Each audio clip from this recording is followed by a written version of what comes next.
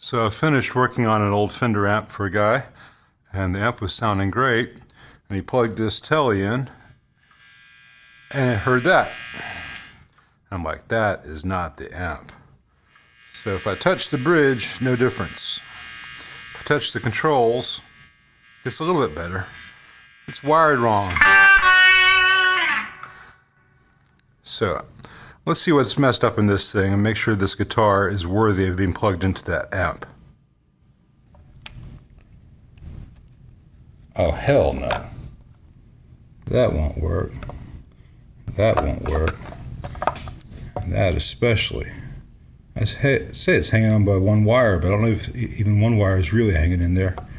I know that the owner asked if I could put this back to post-67 wiring. It's done like in early 50s with bassy sound, neck, bridge. We're going to go to standard three-way.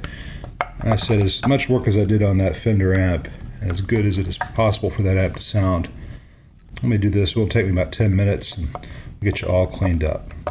Let's make sure that this wire is tied to the bridge and it's not just the pickup negative.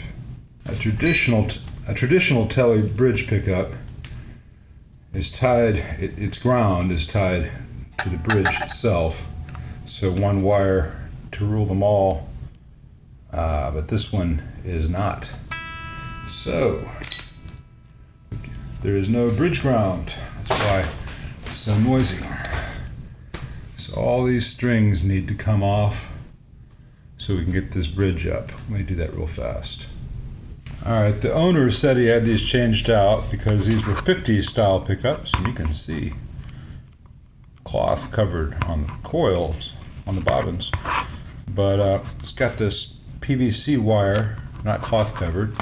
And here you can see where someone deliberately desoldered this brass plate from the negative, and that's where the ground is made. So that would need to be remade.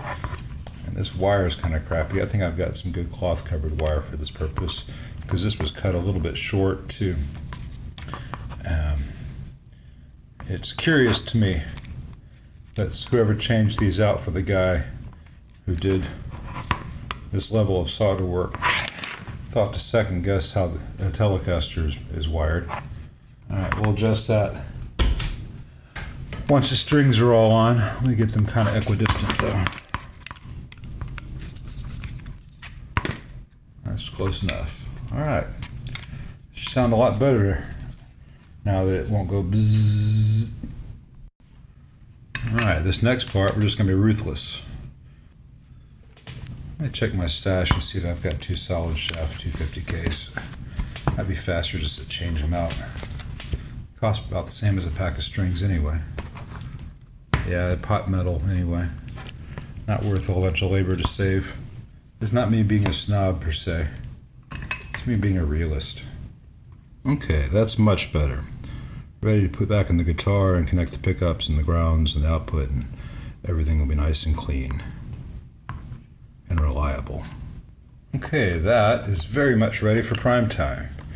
So let me call him and see what strings he likes. That's all just 60 cycle hum. It's going away if I touch things. That's normal.